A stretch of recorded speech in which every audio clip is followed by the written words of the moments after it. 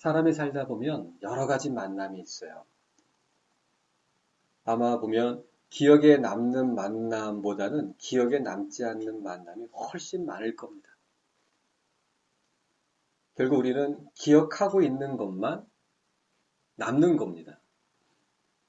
그리고 우리 마음에 기억에 남는 것 중에 그리고 과연 의미가 있는 것들, 그것은 무엇일까?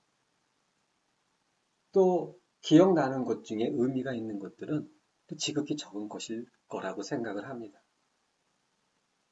그렇듯 어떠한 그 작가가 말씀하신 것처럼 천하 만물 중에서 동물이 되기가 쉽지 않은 것이고 그 수많은 그 동물 중에서 사람이 되기가 쉽지 않은 것이고 그리고 그 수많은 사람 중에서 여자와 남자 그리고 내가 되는 것 그것이 우연이 될 수가 없다라는 그 의미의 그 작가의 말이 지금 기억에 납니다. 삶에서 모든 만남과 그리고 기억에 남는 것들, 의미가 있든 의미가 없든 그 모든 것 하나하나가 사실은 그냥 우연이 된 것 같이 생각되지만 우연이라는 것은 세상에 존재하지 않아요. 말씀에 보면은 갈라디아서 6장 말씀에 바울 사도께서는 사람은 심은 대로 거둔다고 하셨어요. 심은 대로 거두기 때문에 어떠한 결과가 있든 어떠한 과정이 있든 간에 그 모든 것들은 그 사람이 심은 그대로 거두게 되어 있다라고 하는 것입니다.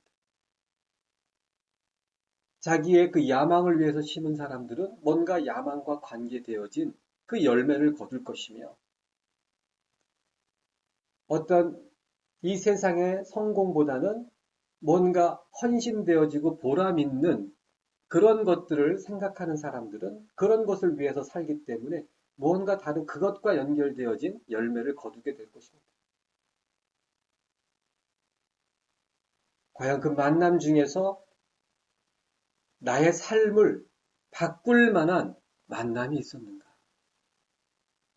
베드로는 일상생활의 그 만남이라는 것은 자기 동생 그 안드레 그리고 자기와의 그 동업자인 야고보, 요한 매일 보는 거예요. 그리고 역시 변함없이 배를 몰고 바다에 가서 그물을 던집니다. 이제 밤새 일을 하는 겁니다. 낮과 밤이 완전히 바뀐 그러한 직업이에요. 이제 아무것도 잡은 것이 없어가지고 그물을 거두고 있을 때 예수님이 오십니다. 진리가 오신 거예요.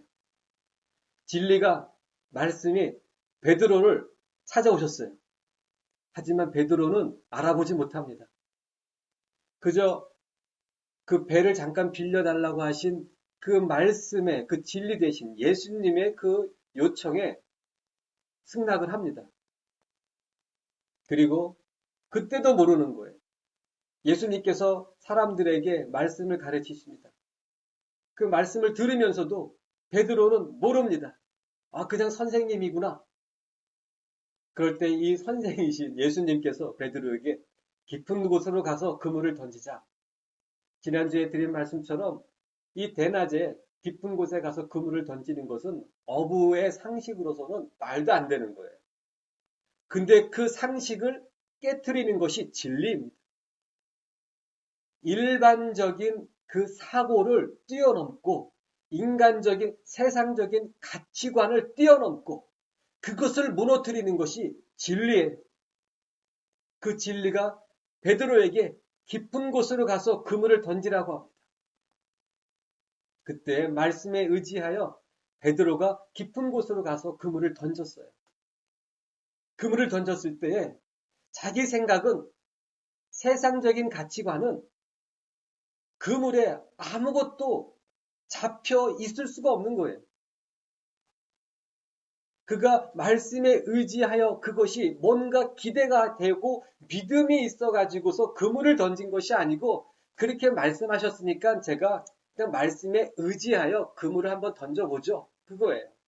선생님의 체면을 생각해서 그겁니다. 그런데 그물이 찢어질 정도로 엄청난 베드로 인생의 그 일생에 있어서 단 한 번도 경험해 보지 못한 그러한 수확을 그는 자기 손으로 걷어 올린 것입니다. 베드로는 놀랐어요. 그리고 그 베드로는 그때 무언가 알게 되는 거예요. 그 진리이신 말씀이신 예수님께서 직접 자기에게 찾아오셨을 때에도 몰랐어요. 그 진리이신 예수님께서 사람들에게 그 말씀을 가르치실 때에도 그걸 들으면서도 몰랐습니다. 그리고 깊은 곳으로 가자, 그물을 던져라 그랬을 때에도 이해가 안 됐어요. 하지만 그물을 끌어올렸을 때 그는 무언가 깨달은 것입니다. 무언가 본 거예요. 그리고 그는 이렇게 수많은 수확을 얻게 해주셔서 감사합니다. 그게 아니에요.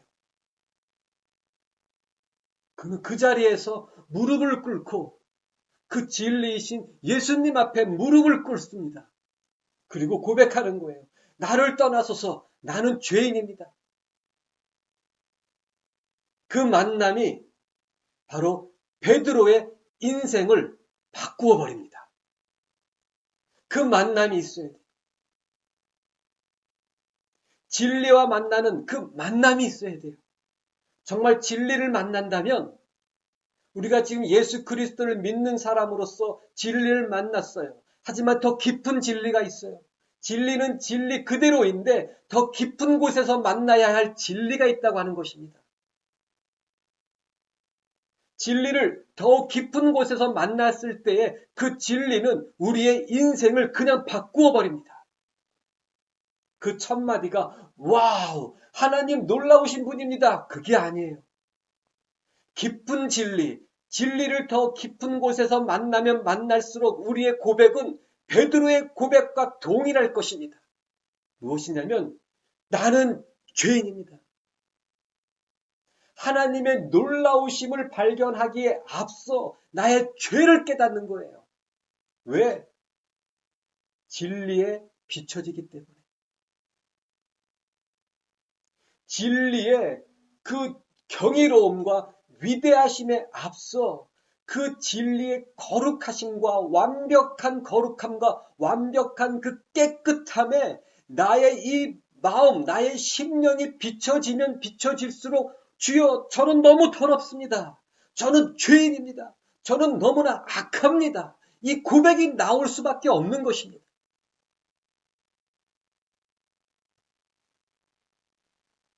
거울이 있는데 거울을 딱질 않아가지고 그렇게 그 사물을 아주 그냥 명확하게 비춰주질 못해요. 그런 거울에 비춰보면 자기 얼굴에 더러운 게 묻어 있어도 티가 별로 안 납니다. 그런데 거울이 깨끗해지면 깨끗해질수록 그 거울에 비춰지는 나의 모습이 더러운 것들이 그냥 보이는 거예요. 진리를 깊은 곳에서 만나면 만날수록 드러나는 것은 나의 죄입니다. 나의 나의 악한 것입니다. 예수님을 진리이신 그 말씀이신 주 예수님을 정말 진실하게 만났다면 그런 만난 사람들의 그 반응과 그 행동과 그 증거는 더 이상 그물이 중요한 게 아니에요. 베드로가 일생일대에 단 한 번도 겪어보지 못한 그 그물을 자기 손으로 끌어올렸지만 끌어올리는 순간 하나님 대신 그 예수 그리스도를 깨닫는 그 순간, 그 만남을 깨달은 그 순간 그 그물은 그 마음에 들어오질 않는 거예요. 무엇이 들어왔습니까 지금? 베드로의 마음에 그물이 들어온 것이 아니고 예수가 들어온 것이에요. 그렇기 때문에 그 그물이 찢어질 정도의 그 수확, 이 세상적인 축복, 세상적인 형통함, 자녀를 위한 그 기도의 응답들, 내 배우자의 그 사업을 위한 세상적인 성공을 위한 그러한 기도 응답과 그러한 형통함이 그 마음을 사로잡지 못하고 나를 깨닫게 하시고 나의 더러운 것과 나의 그 악한 것을 비춰주시는 예수 그리스도가 들어왔기 때문에 그러한 모든 것들이 내 마음에서 떠나가게 되어 있는 것입니다. 내 마음에서 그런 것들을 내려놓게 되어 있는 거예요. 지금 예수가 들어왔기 때문에. 예수가 우리 마음에 들어왔기 때문에 예수 외 그 어떠한 것도 우리의 마음을 채울 수가 없고 우리의 마음에 관심을 줄 수가 없는 거예요. 오직 예수. 바로 베드로가 그 예수를 발견한 것이고 그 만남을 깨달은 것입니다. 정말 예수님을 만난 사람은 그물과 그 그물이 찢어질 정도로 들어있는 그 수확, 세상적인 축복, 세상적인 성공, 그런 것에 이 마음이 붙잡히질 않습니다. 왜? 예수님께 지금 마음이 사로잡혔기 때문에. 그 말씀에 이 마음이 사로잡혔기 때문에. 하나님의 그 사랑에 이 마음이 송두리째 사로잡혔기 때문에 세상적인 것, 사람적인 것, 인간적인 것, 그런 원하는 것들이 이 마음에 들어올 수가 없는 거예요. 예수로 채워진 사람들의 그 증거는 하나님의 나라가 이 심령에 충만하게 가득 찬 사람들의 그 증거는 바로 세상이 아닌 하늘을 원하는 것이에요. 이 땅이 아닌 하늘을 원하는 것이고 세상적 형통함이 아닌 하늘의 그 천국의 축복을 원하는 것이고 이 세상에서 인정받고 이 세상에서 알려지는 그런 것을 원하는 것이 아니고 오직 주님께 나의 존재가 알려지기를 원하고 오직 주님만이 내 안에서 충만하게 채워지길 원하게 되어 있다고 하는 것입니다. 그게 믿음의 증거이에요. 그것이 예수님으로 채워진 사람들의 증거인 것입니다. 믿음은 증거가 있다고 했어요. 증거가 없는 믿음은 거짓 믿음이요, 헛된 믿음이요, 죽은 믿음이라고 성경은 우리에게 경고하고 있어요. 증거가 없는데 믿는다고 소리칩니다. 야고보 사도께서 이렇게 우리에게 경고하고 계시는 거예요. 너는 믿음이 있다고 한다. 하지만 나는 행함이 있다. 그렇다면 행함이 없는 믿음을 한번 나에게 보여다오. 나는 행함으로 나의 믿음을 너에게 보일 테니까. 이렇게 말씀하고 계시는 거예요. 행함이 없는 믿음은 죽은 믿음이라고 하셨어요.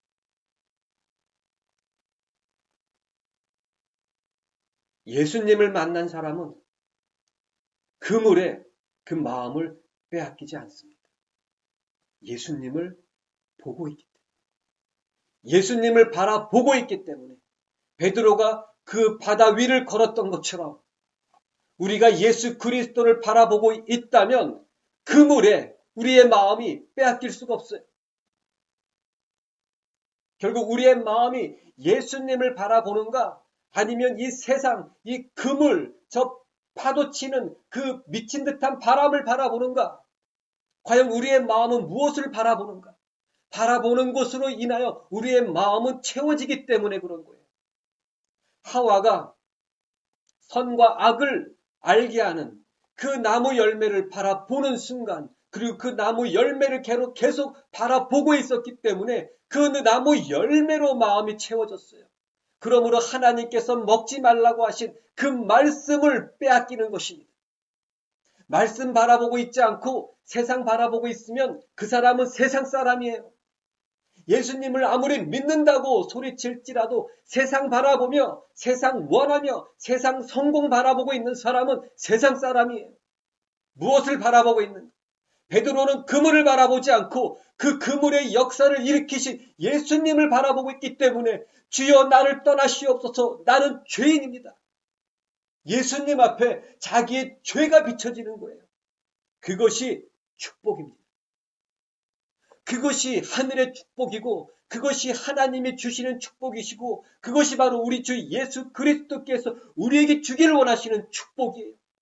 세상에서 가장 중요하고 이 세상에서 가장 가치 있는 게 뭡니까? 금덩어리요? 천국 가니까 길에 깔린 게 금덩어리더군요. 계시록의 말씀에 보니까 길에 널려 있는 게 금덩어리예요. 그런데 이 세상에서 금덩어리가 그렇게 좋아가지고 이 세상적인 형통, 세상적인 축복, 이 세상의 금덩어리를 붙잡으려고 인생을 다 소진하는 어리석은 사람들이 너무 많은 거예요. 이 교회 안에서도 말씀을 들으면서 계시록의 그 22장의 말씀에 정말 땅에 널려 있는 것, 계시록 21장에 땅에 널려 있고 집에 그 담벼락에 쌓여 있는 것들이 다 정금이라고 하셨어요. 천국 가면 그냥 길에 널려 있는 그 금덩어리 때문에 이 세상에서 이 세상의 금덩어리, 세상 성공을 위해서 모든 인생과 시간과 마음과 물질을 다 허비하는 그런 어리석은 사람들이 이 교회 안에도 너무 많다고 하는 것입니다. 예수님을 부르짖는데 그 금덩어리 때문에 그 금덩어리를 위해서 예수를 부르짖고 결국 그 마지막은 금덩어리를 정금길을 밟지도 못하고 저 지옥 구덩이에서 그 유황 불못에서 영원토록 괴로움을 당하게 되는 거예요. 우리의 마음은 이 세상의 금덩어리를 바라보고 있는가? 아니면 예수 그리스도를 바라보고 있는가? 내가 지금 바라보고 있는 그것이 내가 원하는 거예요. 세상 바라보고 있으면 이 세상 원하고 있는 거예요. 예수님을 바라보고 있다면 예수님 원하고 있는 겁니다. 예수님이 우리 마음에 충만하게 채워지게 하기 위해서는 예수님 바라봐야 합니다. 말씀 바라봐야 합니다. 말씀 붙잡고 말씀으로 살아갈 때에 그 말씀으로 충만해지는 거예요. 그것이 바로 우리 주 예수 그리스도로 충만해지는 것입니다. 예수님께서 그 가나 혼인잔치에 그 사람들에게 그 돌 항아리를 아구까지 가득 채우라고 말씀하셨어요. 만약 그 돌 항아리가 그 물을 반까지 채워져 있으면 그 반은 물로 채워져 있고 반은 비어 있는 게 아니라고 말씀드렸잖아요. 반은 물로 채워져 있고 이 반은 세상으로 채워져 있는 거예요. 우리의 마음이 예수님으로 반만 채워져 있으면 나머지 반은 무엇이냐면 비어 있는 게 아니에요. 세상으로 자기 욕심으로 채워져 있기 때문에 주인이 둘인 거예요. 두 마음을 품고 있는 자예요.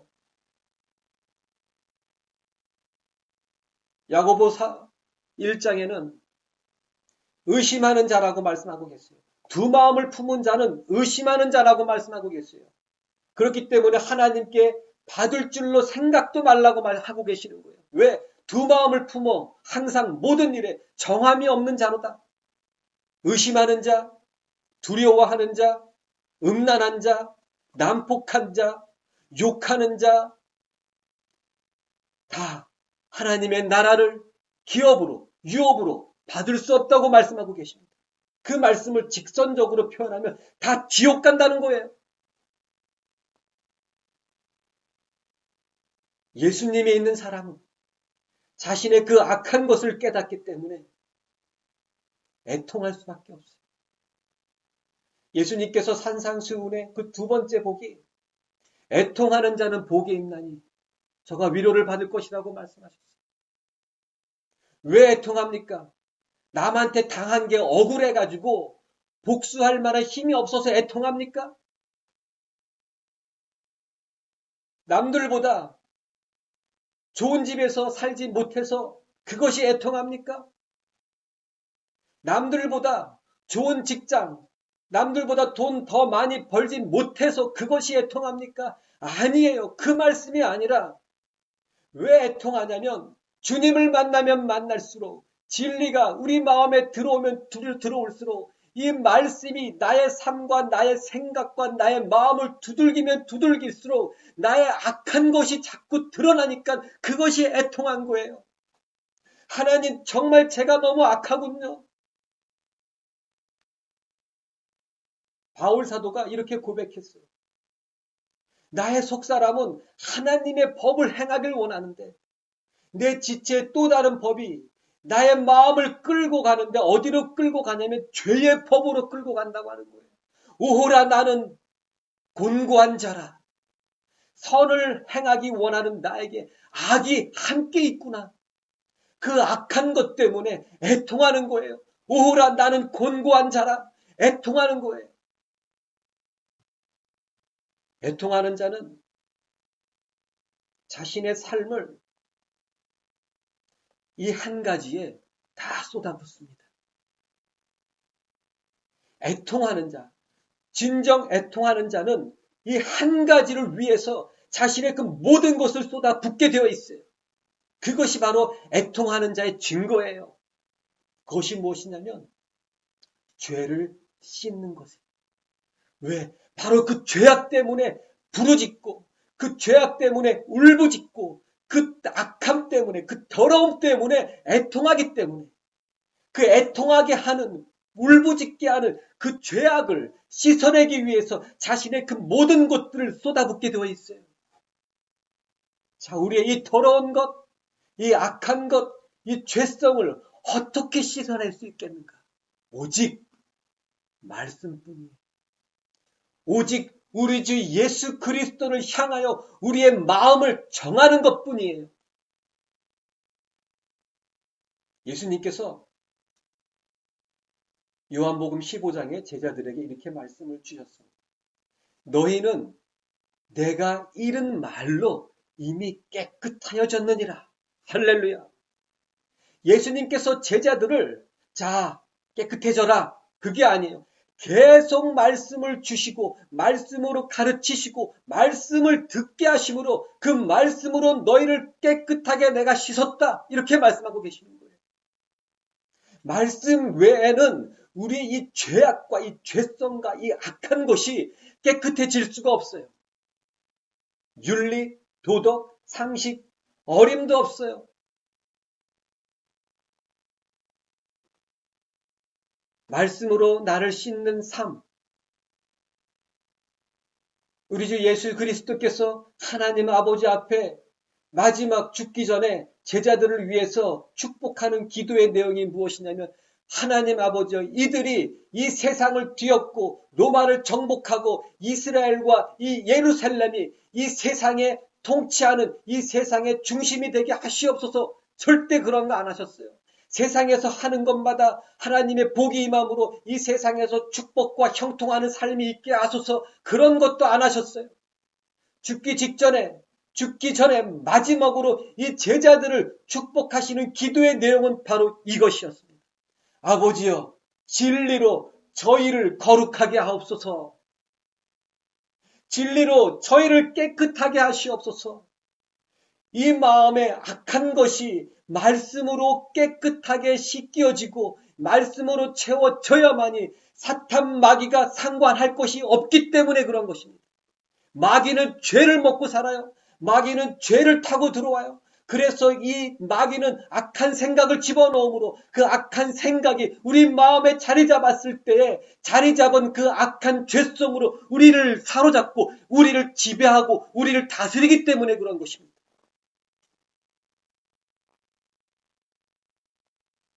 예수님께서 제자들을 위해서 죽기 전에 하신 마지막 그 한 가지 축복은 바로 그것이란 말입니다.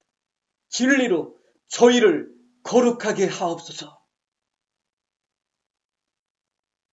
말씀을 붙잡는 자는 결국에는 오늘 본문의 말씀과 같이 모든 것을 버려두고 나와 있는 거예요. 모든 것을 버려두고 떠나니라. 모든 것을 버리고 예수님을 쫓으니라. 맨정신으로 모든 것을 버릴 수 있겠습니까? 안 됩니다. 그물을 바라보는 자가 그 그물을 버릴 수 있겠어요? 안 돼요. 세상 축복과 세상 성공을 바라보는 자가 세상을 포기할 수 있겠어요? 안 됩니다. 예수를 바라보는 자가 그물을 버릴 수 있고 예수를 바라보는 자가 세상 축복을 버릴 수 있고 예수를 바라보는 자가 세상 성공을 포기할 수 있는 것입니다.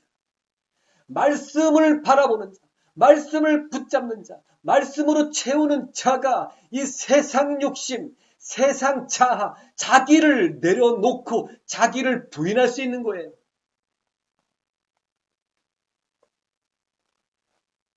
썩을 것은 썩지 아니할 것을 유업으로 받을 수가 없어요. 세상을 바라보는 자는 썩은 마음을 갖고 있기 때문에 썩지 아니할 예수 그리스도 하늘의 것을 담을 수가 없어요.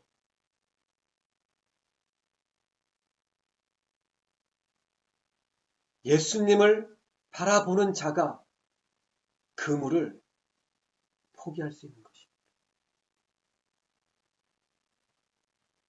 포기는 잃는 것이 아니에요. 얻는 것입니다. 포기는 이 두려움과 그리고 그 난폭함과 잔악함을 내어버리고 담대함과 그 거룩함으로 채우는 것입니다. 포기는 나를 부인하는 거예요. 포기는 내 안에 있는 그 악한 죄성, 그 악함을 잘라내는 것입니다. 그리고 예수 그리스도로 채우는 것입니다. 베드로가 그리고 그와 함께 했던 그 동역자들이 모든 것을 버려두고 예수를 쫓았습니다. 왜? 바로 예수 그리스도를 바라보았기 때문입니다. 기도하겠습니다.